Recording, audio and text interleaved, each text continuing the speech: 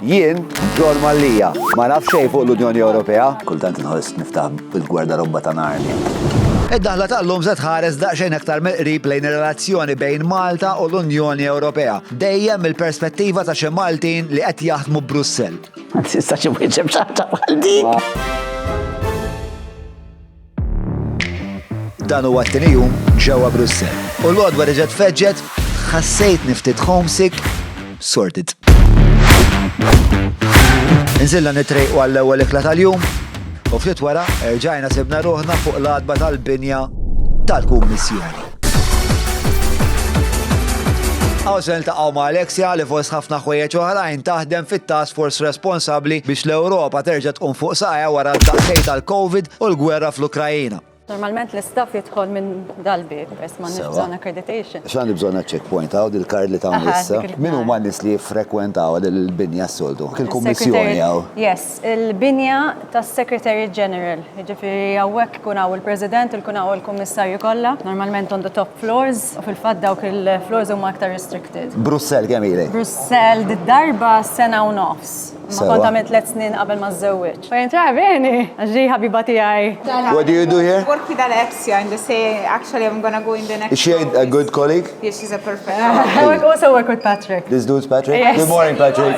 Patrick, you're a But colleague? I work with Patrick on Finland, not on Malta. Because I also do horizontal communication. What today? What you need to know is Alexia works on everything. Everything. And without her, this whole building would come. Aħna jkollna l-lockers, ġifieri jiena pereżempju kull filgħodu niġi hawn u nieħu my box li fihem il-keyboard, l-affarijiet Tiegħek dejjem il-numru 9? Eżatt, dan huwa tiegħi. Ħanaraw il-kaxxa. Kulħadd għandu dik il-kaxxa li toqgħod mhux kulħadd jużax naħseb jistħu, ma jien nużax it's practical. Jien naħdem f'4 teams differenti and I respond to 4 different managers. Hija diffiċli li għandek 4 managers. It is. We're shooting a documentary to try to explain to the Maltese public this very complex system that we call the European Union. We're trying to get some evidence from the witness. Għalikom, buk jajda. Għalfej għazilt Għandi l-uffiċċju sekondari.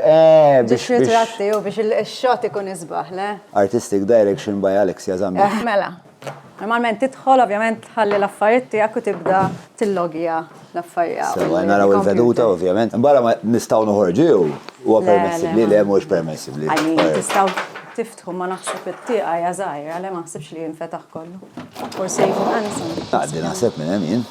Tispjegali naqra. Faċċata tagħna dak li jsejħ Charlemagne. Ma nafx eżatt dak. Dik il-figura minni. Charlemagne kien famużament ir-re ta' Frankja li fil-verità prova jagħmel l-Unjoni Ewropea b'hom massakra xi nies biex jipperswadihom. Il-Mercury Tower fejn jiġi minnu. Hawnhekk għandna Schumann ovvjament huwa wieħed mill-founding fathers tal-Unjoni Ewropea, ġifier Schumann Roundabout. Dak għalfejn tefgħu fuq Roundabout. Li huwa ovvjament wieħed founding fathers tal-Unjoni. Li famużament qal. Tagħmel xek. Europe will not be made in one go, xi ħaġa hekk. We do it slowly, but we will do it. Ħattini naqra risposti ħadd ispjegali ftit affarijiet Alexia. I'm out of practice, għax meta kont ir-rep kont nagħmilhom dawn l-intervisti li sentejn ma nagħmilhom. Inti ilek hawn u int kont tagħmel ukoll daw it-tours. Tours tal-MPs jidher li għandi nota fuq hawnhekk. Meta kont hawn l-ewwel darba Brussels. Offrew li job ta' fil-Visitors and Seminars Unit. Ġej l-MPs Maltin. Għandhom dritt li jġibu ġiġ gruppi fis-sena, jekk għadha l-istess, biex jispjegawlhom x-xogħol li qed jagħmlu, l-istituzzjonijiet kif jaħdmu. More or less f'kamra bil-PowerPoint nispjegalhom kif taħdem is-sistema, u mbagħad nieħodhom fl-emiċiklu biex nispjegalhom is-seating structure. U tal-Maltin biss kont tagħmel? Bħala working languages fl-istituzzjonijiet għandi Ingliż, Malti u Taljan. Kont naħdem ma' grupp mal-Ingliżi dak iż-żmien qabel il-Brexit. Kelli anke gruppi ta' Nigel Farage. Kont għamilt il-preżentazzjoni l tiegħu kien ġi u kon staqsejtek nistax nibqa' l-intervent tiegħu x'mu kien qalli you're more than welcome to stay but you won't like what I'm going to tell them. Ftakar kien beda jitkellem dwar il-Club Med li jeżisti fl-Unjoni Ewropea li għandhom ishom regoli tagħhom. Kien jaf li Maltija?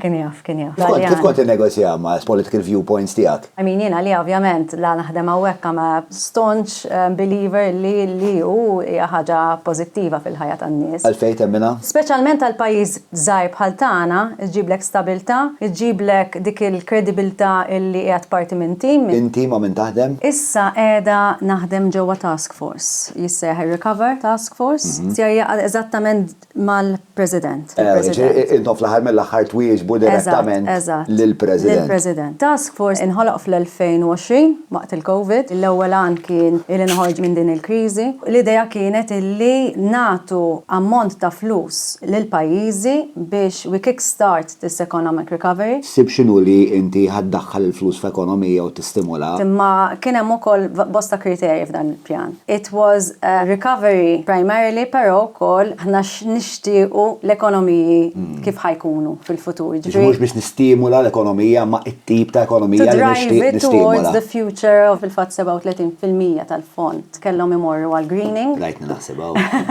U a minimum to 20% on digitalization. Tista' tispjega digitalization xi tfisser? Is-servizzi u l-businesses tagħna u anke l-gvernijiet tagħna joffru servizzi iktar online. Il-produttività tkun iktar aġġevolata. U anke il-missjoni tal-greening. Tiġi aġġevolata bil-digitalization, flok indaħħal torron karti qed indaħħal pendrive hemm differenza ovvjament fil-ġismu. Dal-pjan mhuwiex biss pjan ta' investiment, imma huwa pjan ukoll ta' riformi. Ma nħallsux nirċievu invoices, imma nħallsu meta ċerta riformi u investimenti jkunu sar. 37% greening. Minimum, għax il-pjan ta' Malta hija 69% green u 26% digital. Meta ngħid greening xi tfisser? Eżempju fuq energy efficiency ta' bini, sabiex nkunu inqas qed nikkonsmaw enerġija, x'ovvjament qed nitilfu inqas enerġija mill-binjiet tagħna, u ovvjament kontijiet tad-dawl l-orħos. Huma riformi u investiment ukoll li għandu x'jaqsam ma' rule of law. Secondu, Department Recovery Plan? Yes. Dawn il-pjanijiet, il-pajjiżi għandhom jindirizzaw ċerta rakkomandazzjonijiet li l-Kummissjoni għamlitilhom fl-2019 u l-2020. Dawn il-rakkomandazzjonijiet li joħorġu taħt kappa oħra li aħna naħdmu fuqha li tissejjaħ is-semestru Ewropew. Kultant inħoss niftaħ bil-gwerra robba ta' Narnia. Għabarra vera diffiċi tispjega x'kull darba li tajt xi ħaġa ovvjament jinfetħu bibien oħra. Ħana nistgħux inkomplu konverzazzjoni mingħajr ma niftħu għad il-biba, sekonda waħda. Plan of recovery xiex bil-Malti?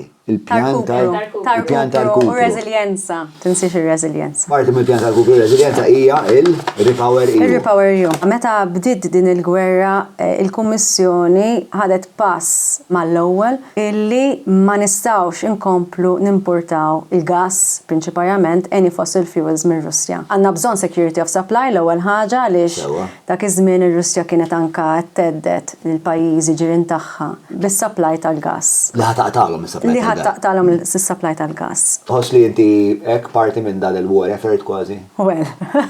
In your own tiny way. Aħna qed nimplementaw ċerta investimenti u riformi illi jgħinu mhux biss li naqsu d-dipendenza mir-Russja ma wkoll li nsiru iktar dependenti fuqna nfusna. Malta ma kif sejra f'dal-pjan? Fil-konsum tal-elettriku ċirka 12% tal-konsum tagħna jiġi minn enerġija rinnovabbli. U l-tir x'inhu l-mira x'inhi? I mean, il-mira tal-EU tkun li sal-2050 nkunu climate neutral bħala Unjoni. Nużaw risorsi iktar notfa. Wieħed mill-għanijiet ta' din ir-Repower EU huwa li jonqos il-konsum, però fl-istess ħin dejjem qed jiżdiedu n-nies fl-Unjoni Ewropea. L-affarijiet huma konfliġġenti. Iva, il-popolazzjoni Ewropea da tonqos. Imma ovvjament bl-immigrazzjoni Malta partikolarment kellha tkabbir tal-popolazzjoni ta' ċirka 20% f'dawn l-aħħar 10 snin. U fil-fatt qed naraw li l-konsum qed jiżdied Malta. Wa wieħed mill-pajjiżi fejn il-konsum ta' gass ukoll qed jiżdied.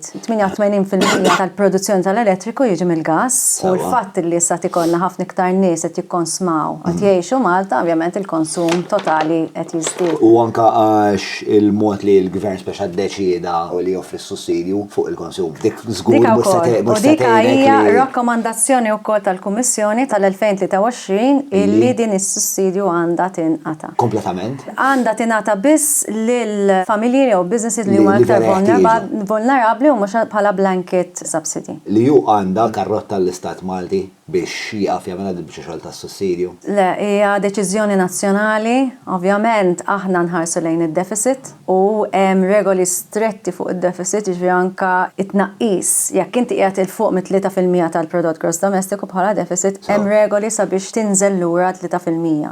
Kif tagħmilha sta l-gvern, però wieħed mir-rakkomandazzjonijiet huwa li irridu nħarsu lejn sostenibilità tal-finanzi pubbliċi anka minħabba dan is-sussidju ta' 350 miljun euro fis-sena. X'inti qed tgħid is-sussidju jolqot żewġ problemi, waħda li qed iżid il-konsum u l-oħra li id-deficit. Maħniex qed nagħtu każ debt to GDP ratio dak jiġi. Id-deficit to GDP ratio. Deficit to GDP ratio qed inkomplu nkabru. X'inhi l-isbaħ ħaġa li taħdem fl-Unjoni Ewropea? Taħdem ma' nies li huma so diverse, betika għolja ħafna. U l-ikreħ ħaġa li taħdem fl-Unjoni? Il-ħinijiet tax-xogħol. Fit-task force naħseb naħdem a minimum ta' 11 hours a day. Tmur id-dar li tibqgħu dan jew? Ġieli. Għaliex jekk aħna nikbu xi ħaġa li mhix 100% korretta, ovvjament il-Court of Auditors ħadd tiġi tajt lili personalment isma'. Ħarabli minn moħħi nistaqsi lill-Alexia għal min xtaqet isselli, anke l-affarijiet fi Brussell komplikati u l-ħardis ta' moħħi kien qed jilħaq il-limiti tiegħu. Imma insomma, tlaqna beħdejn Alexia biex interqu lej binja li fiha eżattament x'jagħmlu sa dak il-punt ma kontx naf. Din hija The One. Jien Antoine Mallia, jiena Head of Sector tal-Health and Wellbeing fl-HR. Wellbeing ta' min, sekonda? Tal-Commission. Tal-Kummissjoni kollha? Tal-Kummissjoni kollha. Għandna action plan ngħidula tkun integrata fl-istrateġija tal-HR. Tip ta' dealer. Jiena mmexxija ġifieri mmexxi drafting tagħha, ma mbagħad inkun irid inġib nies oħra. L-isfond tiegħek x'inhu allura? Jien oriġinarjament business, l-ewwel degree tiegħi fl-Ingliż, u mbagħad għamilt MBA, u mbagħad għamilt żmien nistudja l-Italja u naħdem l-Italja, l-Amerika u l-Ingilterra. L-aħħar job tiegħi Malta kont CEO ta' kumpanija inventat il-barcodes. Nibdew mill-binja, il-binja x'inhi? Il-binja di The One, hawnhekk hawn erba' DGs, Human Resources and Security, l-OIB li tieħossib l-infrastruttura tal-uffiċini, għax aħna tant għandna uffiċini. Li rridu xi ħadd li jħossib id-desks, il-computers, aw digit ukoll il-Ministeru tal-IT. Jiena qed nuża Ministeru. Imma fil-fatt huwa DG, mela inti għandek il-President tal-Kummissjoni, u mbagħad għandek il-VPs, u mbagħad għandek il-kullex tal-Kummissjonijiet. Id-DGs fejn jiġu? Kull commissioner ikollu jew DG jew grupp ta' DGs. Okay. U dak ikollu Director General jirrispondi lill-Commissioner. U fakkarni minna il-VPs huma wkoll kummissarji. Yes. U inti tiġi taħt l-kummissarju? Commissioner Han. Johannes Han. Budget and Administration. Ma kontet tajli l-binja jisma d-bila mibnija The One? Kienet qed titlesta waqt il-COVID. Għawek impoġġu l-lockers. l-kwarti tal-computer equipment. Intom ukoll għandkom dil-bagalja żgħira isa xkaffetta. Tal-mechanic ngħidilha jiena. Aħna d-direttorat tal-Working Conditions u Wellbeing. Dak il-Berlemont, tara, dan. L-uffiċċju ta' Alexia faċċat hemmhekk jiġibru. Dan huwa it-Translation Unit tal-Kunsill. Il-Translation Unit tal-Kunsill. Yes, u ħdieħ hemm il-Kunsill. Verajtik idea kemm mdaqqas il-proġett ta' translation. Ekku. Meta tara del-massa. Fil-fatt il-translation huwa bekkjat bil-liġi, ġifieri ċertu dokumenti bil-forsi jiġu tradotti. Internament naħdmu bi 3 lingwi, English, French u German. U mbagħad la darba tikkomunikaw maċ-ċittadini illi l-liġi tobbligak illi it-translation sir fuq kollox. Yes. Brussels hemm dak li il-ġurnalisti jsejħulu the Brussels effect. Tgħaddi liġi hawnhekk u teffettwa d-dinja kollha ħafna nies jikkupjawha. Per eżempju, aħna hawnhekk għalhekk qed norik l-uffiċini, aħna hawnhekk by 2030 ridu niġu carbon neutral il-Commission. Fil-fatt ħanneħħu nofs l-offices li għandna, hemm il fuq xi 1 billion worth li ħaneħilsu minnhom. Fil-fatt kif jaħdem l-air conditioning hawn ħafna minnu huwa self-sufficient. Għandek sistemi moderni li jħallu l-arja tiċċirkola biex inti tnaqqas mill-energy cost. U b'konsegwenza taf kemm tirrisparmjaw jew f'enerġija? Over a few years in the billions. Isma' xi punt inti offrejt il-kafè. Yes, ħanoffru mhux problema. Intom ma tiddejqux skont it-tazza li ju. Isma tridu xi ħaġa tiklu wkoll go ahead. Għax għandkom ġurnata twila, għalhekk qed fil-affarijiet. Le, ara taħseb b'xi mod. Hija filmja li ju kif jagħmlu l-kafè x'min. Il-bieraħ dak Colin fih sebba sulari. Colin xikluna. Għadilna ħaġa vera interessanti dwarek. Għalli nsaqsik minnu spillo. Yes. Inti spillo. Għalfej spillo. Noqgħod attent meta nsemmija di għax aħna stereotyped ta' San Luigi. Da ħabib tiegħi Ġermaniż għalaħili, da darba ġi u taf kif aħna Malta, da daħal kien fih xi 6-4 ta' dal-ħabib tiegħi Ġermaniż għadna ħabib sal-lum. Kien tifel tal-ambaxxatur ta' dak iż-żmien tal-Ġermanja għal Malta. Il-Maltin qabdu miegħu double espresso jew normal. Espresso tajjeb? Qabdu miegħu jgħajruh nadżestu da. Kattiverja jew biex Kattiverja. U jiena kont dejjem naqra kbir, jiena xkont bdejt nitrejn ta' 12. Kon kbir kont b'saħħtek. Noqgħod nagħmel il-feeds nerfa' sinks ta' ċeramika dal-affarijiet. Għandek xi żewġ videos jew tajbin? Ritratti għandi. U jien kont impoġġi fuq wara, kienu jpoġġuni fuq Kemm wara. għandek żmien, 52 llum. Mbagħad il-prefect of discipline mid-dera marret tkellmu l-mamma ta' daqtlu daqt jaqbdu mat-tifel tiegħi insomma ara x'se tagħmel. Da daħal il-father filgħodu għallu inti Werner kien jismu. Għallu inti mur poġġi ħdej Antoine għallu ħadd mu ħajmissek aktar. U dal-Ġermaniż araħi li spillo bit-Taljan tfisser takkuna, jiġifieri jekk xi ħadd dejqek daqqa ta' takkuna. Kont il-bodyguard. Kont isni bodyguard ġin-nies li jaqbdu magħhom. Kien ikun hemm dejjem jien ma kontx nagħti x-xebbat imma bl-istatura kont diġà biżejjed. Storja vera fa' iltqajna mal-Kevin Costner tal-Kummissjoni. Il-Berlamon jidher ħafna ħjar minn hawn. Dan huwa Charlemagne. Fix-Charlemagne fakarni xiġri. Dak huwa DG Trade u MDGs. Inti tuħsib l-HR u għawek. Parti mill-impen tal-HR. Għandi complaint bil-ħaq qed niftakar qed jgħidu li naħa l-oħra. U l-ikreħ ħaġa li taħdem fl-Unjoni. Il-ħinijiet tax-xogħol. A minimum ta' 11 hours a day. Mur id-dal il-patru. Ġieli. Għalissa aħna għandna ħafna tall orders. Per eżempju, aħna qed nimplementaw il-Green Deal ngħidula. Nipproteġu kemm jista' jkun l-ambjent u nġibu il-pjaneta climate neutral. Issa l-Commission hija l-ewwel organizzazzjoni li vera qed tiffoka u tpoġġi daw il-miżuri għandek dik, għandek il-gwerra tal-Ukraina. Fil-fatt jien dejjem ngħidulhom l-istaff il-ġodda meta jiġu hawn ngħidulhom aħna hawnhekk sfortunatament ma ġejx taħdem Disneyland, hawnhekk ġej biex dejjem issolvi xi problema. Din il-maratona. Happy birthday to you. Happy birthday to you. Kana nafu l-birthday tijak to Antoine. Happy birthday to ma nissuġġeri lek assolutament xej titfaw iċċek ma dik il-fjamma. Imma auguri. Mela dak il-fomma.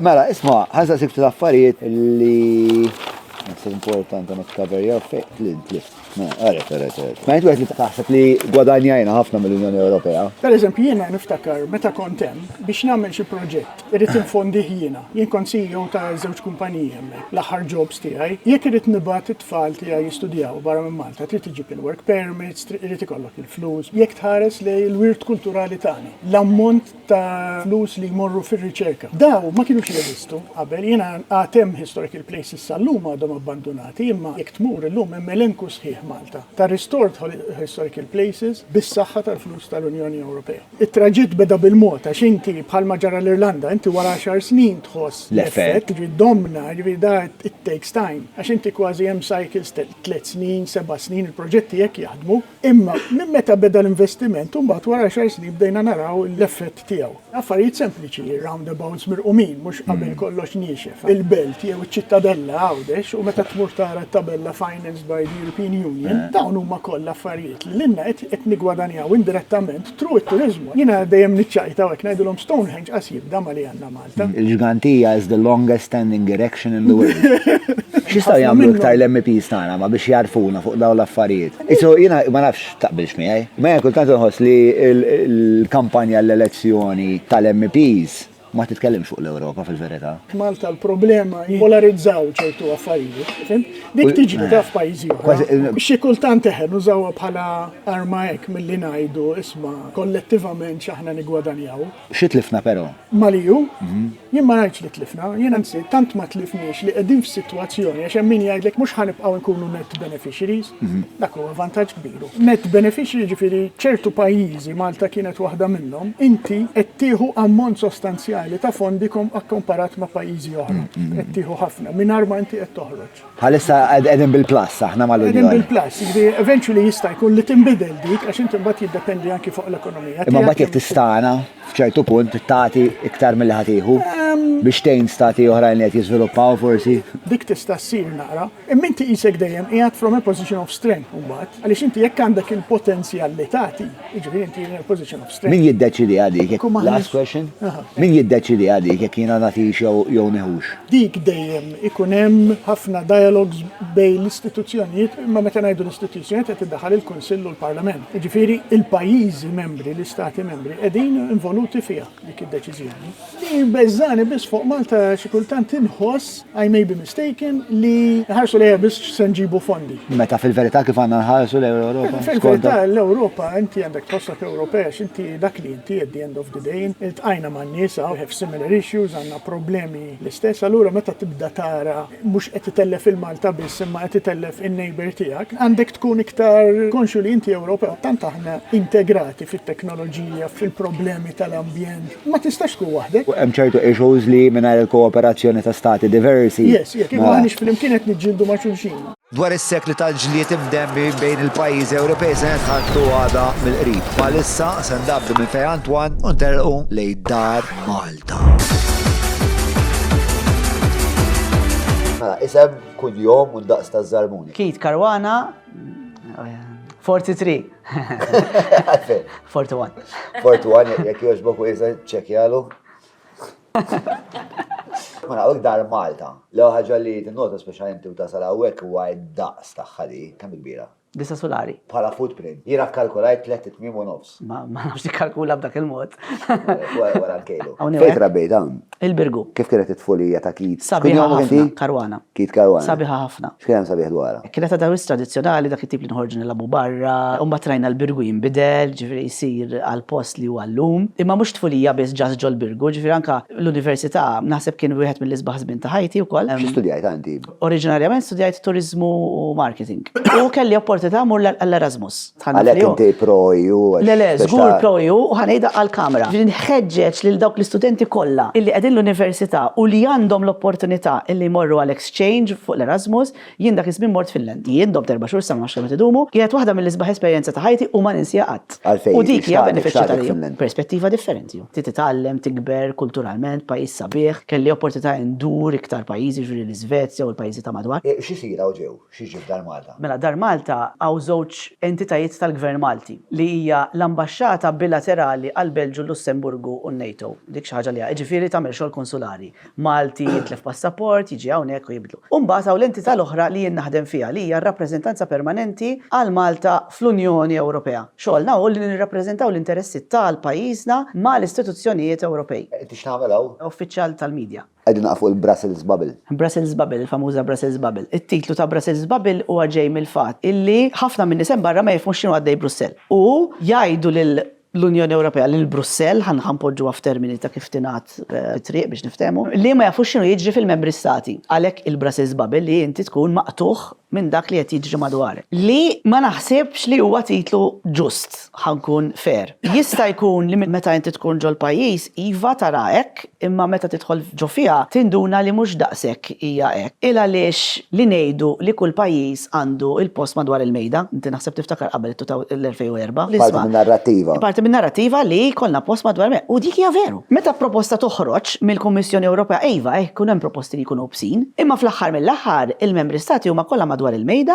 u qed jiddiskutu kif dik il-proposta għandha tkun. Tal-Brussels Bubble, jien ma kontx preparat għaliha. Ġieli kont smajta però ma tantx tagħmel differenza f'ħajti allura isu qatt ma tnewdem tajċini. Meta ġejtaw li jibda jinħass minkejja l-vera jkun hawn ħafna stati differenti li għandhom idejat differenti. Eżatt. Però mbagħad qisu meta jibdew ikollhom ħafna konverzazzjonijiet ma' xulxin, qisu jinħoloq collective mind li aħna bħala nies fl-istati membri tagħna m'għandniex aċċess għalih. Tiġi mill-fatt illi n-nies li jkunu hawnhekk ikollhom aċċess għal l-informazzjoni li ma tkunx għadha ġiet pubblika forsi għax kun għadha ma waslitx, imma jista' jkun li tanti teknika li mhux imbagħad faċli tifhimha. Il-bira ħaw morna l-plux. Għadna nduru insomma l-iżżaża. Mhux ħan ikkummenta jien. EU has been historically quite great, but I think it's lacking a lot now. L-innutajna huwa li kien hemm sejħa kbira l-iktar kważi federalizmu tal-Unjoni Ewropea. More unity. The entire European Union is maybe 500, 600 million people, which is nothing compared to other bigger countries and regions in the world. U kien hemm ukoll din is-sejħa iktar militarizzazzjoni, pereżempju. Malta tistema ħanunfqu fuq il-militar. We need military power to ensure that we are safe and secure. I don't like this seductiveness of nostalgia. Dejt ngħid kemm għandi perspettiva differenti fuq xiri l-Ewropa. Ma tistax inti ma semmix is-sovranità illa li dak huwa l-mod kif il-pajjiżi huma magħmulin kostituzzjonalment. Meta tgħid federaliżmu x'inhu? Litteralment l-Ewropa tiġi pajjiż wieħed. Imma inti kif tista' tispjega lill-Iżvediż jaħseb moħħ Grik jew lill-Pollak jaħseb moħħ Portugiż. Għalhekk Brussels Babel għax isu hawnhekk jingħaqdu mbagħad qisu dak il-kompromess jibda jintlaħaq. U ma ninsewx ukoll kellek ċank kbir ta' pajjiżi mill-Polonja sar-Rumanija l-Bulgarija illi da kienu wara l-portiera tal-ħadid. Għal 50 sena daw ma tħaltux ma tan-naħa l-oħra, il-moħħ tagħhom, il-mod kif jaħseb huwa kompletament differenti minn tal-oħrajn. Apparti li kulturalment, lingwistikament, kollox żviluppa b'mod differenti. Issa bieħ tal-Unjoni Ewropea ġi il għaliex wara li kien hemm il-gwerer, daw kellhom l-arfien actually illi jaqblilhom ikunu flimkien. U b'mod volontarju mingħajr ma ġelhom ħadd inaqdu flimkien u bad bqajna nikbru spiċċajna kif qegħdin illum. Imma mhux faċli tgħid iva federaliżmu fuq il-karta tidher l-iktar ħaġa effettiva. Imma meta inti mbagħad tibda taħsar kieku tiġri ngħidlek jiena tkun il-bidu ta' tmiem. Ġieli taħseb hekk li d-diversità kollha hija wisq ambizzjuża? Ma naħsibx li hija wisq ambizzjuża għax wara kollox il-pajjiżi tal-Unjoni Ewropea kollha huma demokraziji liberali. Ġifiri, we all have something at stake. Ġifiri, jaqblilna li nkunu f'daqqa. Il-Ġermanja mingħajr l-Unjoni Ewropea mi xejn. Franza mingħajr l-Unjoni Ewropea hija inqas. Ġifiri, kulħadd jaqbillu jkun parti minn dan il-grupp, speċjalment aħna għax aħna żgħar.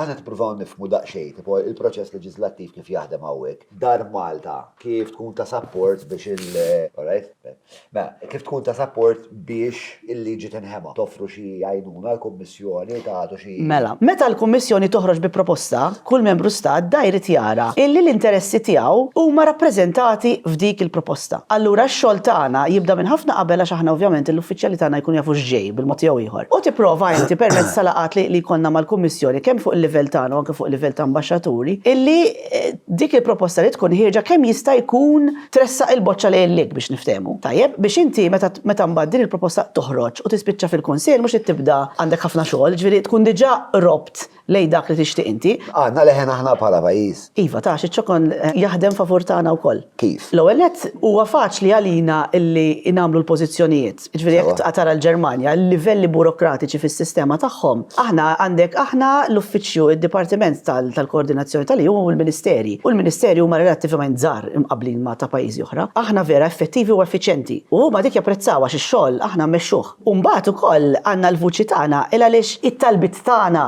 mhumiex kbar meta jkunu mqabbli ma' pajjiżi oħra. Ovvjament, ikun hemm id-diffikultà illi huma jifhmu iċ-ċokon tal-pajjiż. Di interessanti. Ħafna nies li jagħmlu l-proposti, ħafna minnhom daw ikunu qatt ma ġew Malta, jafu li Malta żgħira, imma l-perspettiva ta' veru kemm żgħira. Dik huma ma jifhmux li jiena nitlab l-ajruplan nara l-pajjiż taħti mill-ewwel. Ma nasibx li m'għandniex vuċi, għandna vuċi, ovvjament ma nistax tieħu kollox imma. Tina iktar momenti speċifiċi fejn kellkom hekk daw l-intoppi fejn ma setgħux jifhmu sma' aħna għandna fina da' żebbuġa ta'. Floqsma ta' trasport, pereżempju, l-importazzjoni tagħna jew bil-baħar jew bil-ajruplan. Trid taqsam il-vapur jew bil-merkanzija fuq l-ajruplan. Dal-aħħar qed jistemaw daw it-tariffi. Eżatti, jew pereżempju fl-avjazzjoni wkoll li għalina l-avjazzjoni mhux sempliċement kapriċċ u sabiħ għax issiefer. Imma alla ħares aħna ma jkollniex l-avjazzjoni għax spiċċaw bil-ġuq. Eżatt, ma tista' tagħmel xejn. Mela għandna xi sinjal minn wara l-kamera naħseb qed nittamaw li huwa doża ta' kafeina li ġejja mill-kantoniera waslet il-kafeina.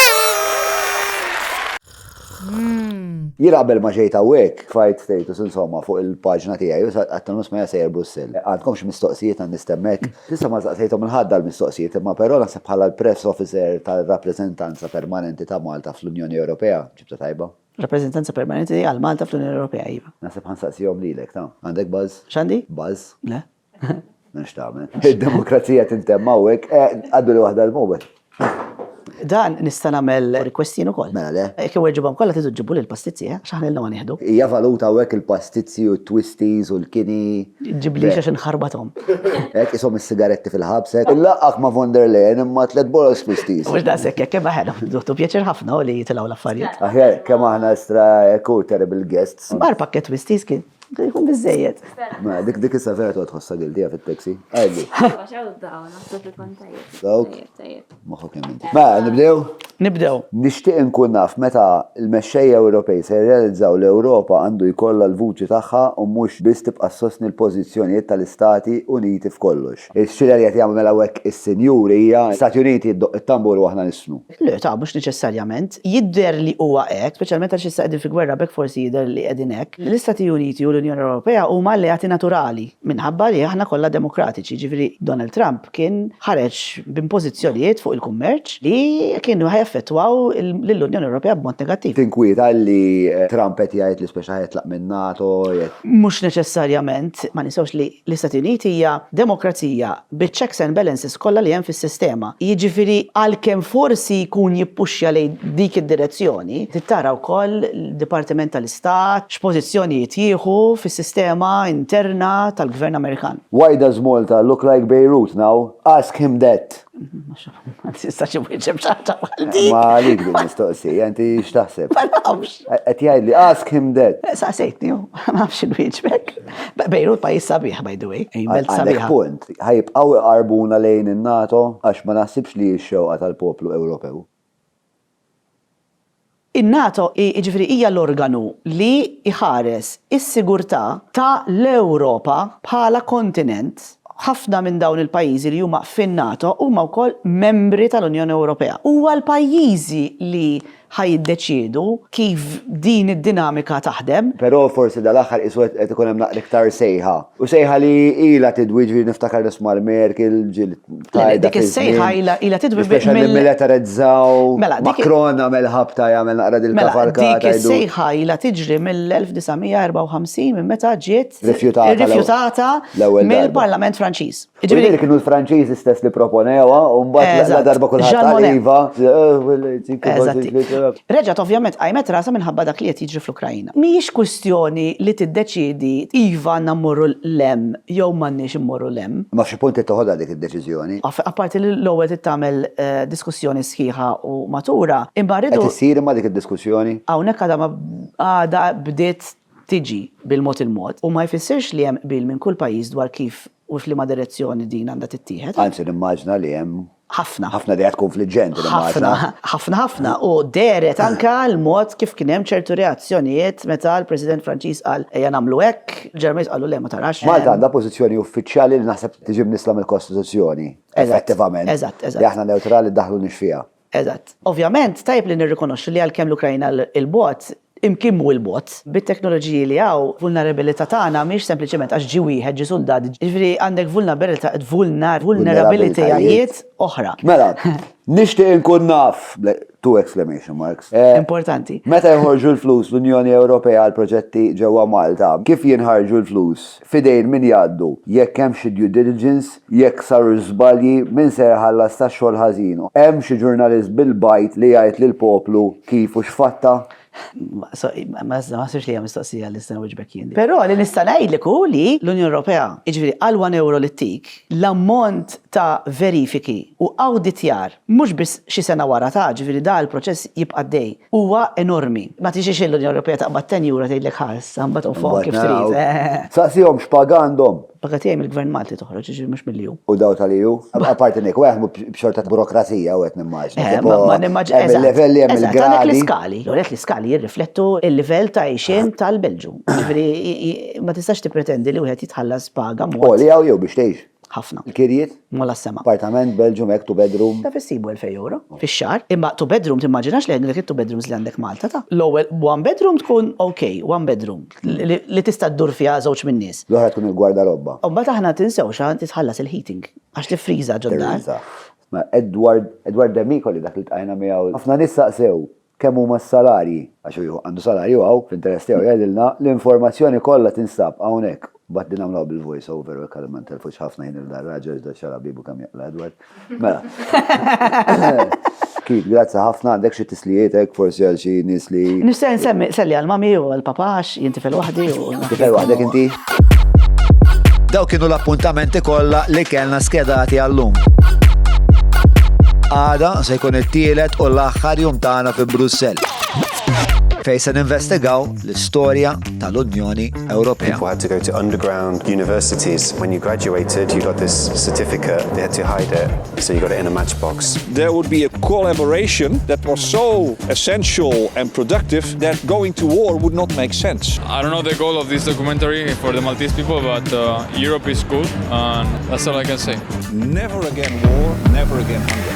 Ladies and gentlemen, to help create a community which functions more effectively, protects the democracy and freedom which Europe cherishes, and which takes all available opportunities to extend that democracy.